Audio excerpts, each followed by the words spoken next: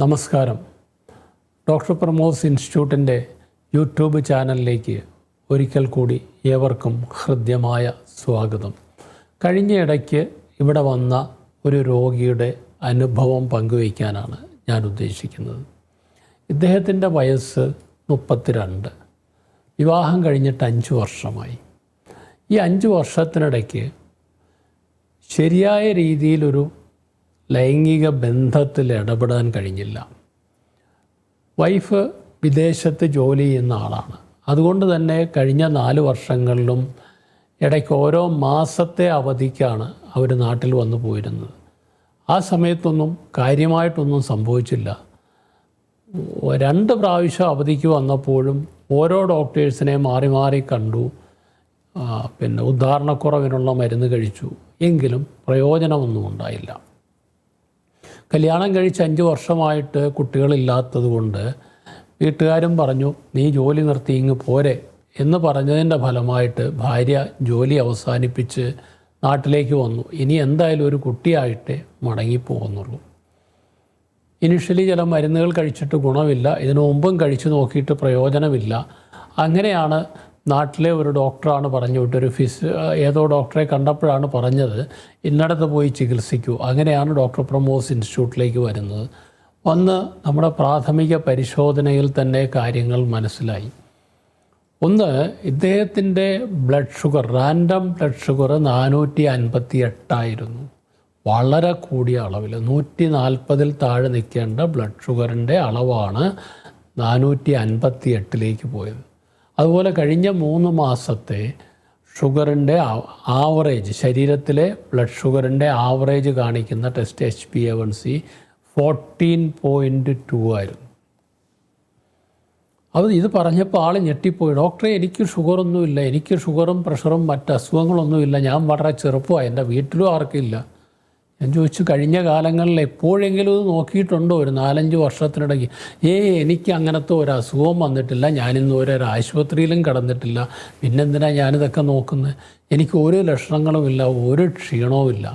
പുള്ളി എന്നോട് അവിടെ നിന്ന് തർക്കിച്ച് വഴക്ക് കൂടി. ഞാൻ പറഞ്ഞു, നിങ്ങളിവിടെ ഒരു കാര്യം ചെയ്യൂ, നിങ്ങൾക്ക് മരുന്ന് ആവശ്യമുണ്ട്, ആദ്യം അതാണ് ചികിത്സിക്കേണ്ടത്. വേറെ ഒരു കുഴപ്പങ്ങളും നമ്മൾ പരിശോധനകളിൽ കണ്ടില്ല. ബാക്കി എല്ലാ പരിശോധനകളും നോർമലായിരുന്നു. മാത്രമല്ല, 1 വർഷം മുമ്പ് ഇദ്ദേഹം വയഗ്ര ഉൾപ്പെടെയുള്ള ഗുളികകൾ കഴിച്ചിട്ട് പ്രയോജനം കിട്ടാത്ത വ്യക്തിയാണ്.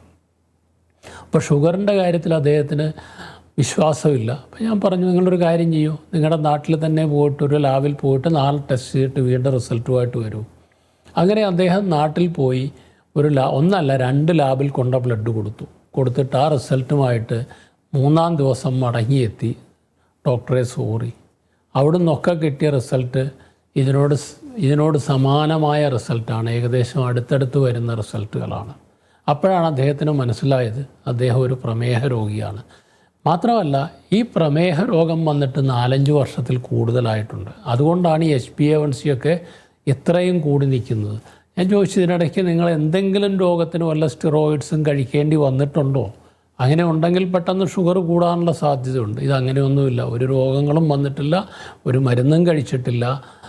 എന്നിട്ടാണ് ഇദ്ദേഹത്തിന് അപ്പോൾ പ്രമേഹ രോഗം ഉറപ്പിച്ചു, അതിനുള്ള ചികിത്സ തുടങ്ങി. ഒപ്പം ഉദ്ധാരണക്കുറവിനുള്ള മരുന്നുകളും കൊടുത്തു കഴിഞ്ഞപ്പോൾ ഇദ്ദേഹത്തിൻ്റെ പ്രശ്നം മാറി, മാരേജ് കൺസ്യൂമേറ്റ് ചെയ്യാൻ പറ്റി. അപ്പോൾ ഇദ്ദേഹം അവസാനം എന്നോട് പറഞ്ഞൊരു കാര്യം, ഞാൻ കഴിഞ്ഞ 2 തവണ ഭാര്യ വന്നപ്പോഴും കഴിഞ്ഞ വർഷവും അതിന് മുമ്പത്തെ വർഷവും നാട്ടിലുള്ള ഓരോ ഡോക്ടേഴ്സിനെ കണ്ടിരുന്നു. അവരെല്ലാവരും വിവരം പറഞ്ഞപ്പോൾ മരുന്ന് കുറിച്ച് തന്നു. പക്ഷേ അവരാരും ഒരു ടെസ്റ്റൊന്നും ചെയ്തില്ല. അവിടെയാണ് പ്രശ്നം. ഈ ടെസ്റ്റ് ചെയ്യാത്തതിന് പല രോഗികൾക്കും ടെസ്റ്റ് ചെയ്യാൻ മടിയാണ്. ഇവിടെയും വരുന്ന ആൾക്കാർ ചോദിക്കാറുണ്ട്, ഞാനങ്ങ് ദൂരെ കാസർഗോഡ് നിന്ന് വരികയാണല്ലേ, തിരുവനന്തപുരത്ത് നിന്ന് വരികയാണ്, ഇപ്പോൾ ടെസ്റ്റ് ചെയ്യാനൊന്നും സമയമില്ല, എനിക്ക് ട്രെയിൻ 1/2 മണിക്കൂർ കഴിയുമ്പോൾ എൻ്റെ ട്രെയിനുണ്ട്, അതിൽ പോകേണ്ടതാണ്, അതൊക്കെ പിന്നെ ചെയ്യാം, അല്ലെ ഞാൻ നാട്ടിൽ പോയി ചെയ്തോളാം, ഒരു മരുന്നും കുറിച്ച് തന്നേരും. ഞങ്ങൾ ഒരിക്കലും അത് ചെയ്യാറില്ല. കാരണം ഇൻവെസ്റ്റിഗേഷൻ ഇല്ലാതെ നമുക്ക് ട്രീറ്റ് ചെയ്യാൻ കഴിയില്ല. പല കാര്യങ്ങളും കണ്ടുപിടിക്കാൻ കഴിയില്ല എന്നുള്ളതാണ് അതിന് കാരണം. അതുകൊണ്ട് തന്നെയാണ് നമ്മൾ ഇൻവെസ്റ്റിഗേഷൻസിന് നിർബന്ധം പിടിക്കുന്നത്. പിന്നെ ചില വ്യക്തികളൊക്കെ എവിടെയെങ്കിലും ചെയ്തിട്ട് ഞാൻ ഇന്ന് ഇന്നടത്ത് പോയി ചെയ്തിട്ടുണ്ട് എന്ന് പറഞ്ഞിട്ട് കുറച്ച് റിസൾട്ടുമായിട്ട് വരും. ആ വരുന്ന റിസൾട്ടുകൾ കുറേ എണ്ണം നമുക്ക് ആവശ്യമുള്ളതാവും, നമുക്ക് ആവശ്യമുള്ള പലതും അതിലുണ്ടാവില്ല. ഇങ്ങനെയൊക്കെയുള്ള പ്രശ്നങ്ങൾ വരാറുണ്ട്. മാത്രമല്ല നമ്മളുടെ ലാബിൽ അത് ചെയ്ത് കഴിയുമ്പം നമ്പർ 1 ക്വാളിറ്റി കൺട്രോൾ.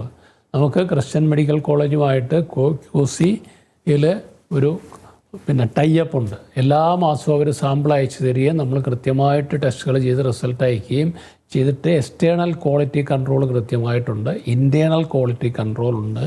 പിന്നെ വേൾഡിലെ നമ്പർ 1 ലെവലിലുള്ള മെഷീൻസാണ് ഉപയോഗിക്കുന്നത്. അപ്പോൾ റിസൾട്ടിൻ്റെ ആക്യുറസിയിൽ ഒരു കോംപ്രമൈസ് അവിടെ ഉണ്ടാവില്ല. രണ്ടാമത്തെ കാര്യം, ഒരു പേഷ്യൻ്റ് വന്ന് ഇവിടെ ടെസ്റ്റ് ചെയ്ത് കഴിയുമ്പോൾ ഇവിടെ നമ്മുടെ കമ്പ്യൂട്ടറിൽ ആ റിസൾട്ട് ഉണ്ടാവും. ഒരു 4 കൊല്ലം കഴിഞ്ഞിട്ട് വരുമ്പോഴും നമുക്ക് ഈ പഴയ റിസൾട്ട് എടുക്കാനും കമ്പയർ ചെയ്യാനും ഇടയ്ക്ക് ഫോളോ അപ്പിന് വരുമ്പോഴൊക്കെ കമ്പയർ ചെയ്യാനൊക്കെയുള്ള സൗകര്യങ്ങൾ ഉള്ളത് കൊണ്ടാണ് അത് ആവശ്യമാണ്. അതുകൊണ്ടാണ് പലപ്പോഴും ഇവിടെ തന്നെ ചെയ്യാനായിട്ട് നമ്മൾ പറയുന്നതിന് കാരണം അതാണ്.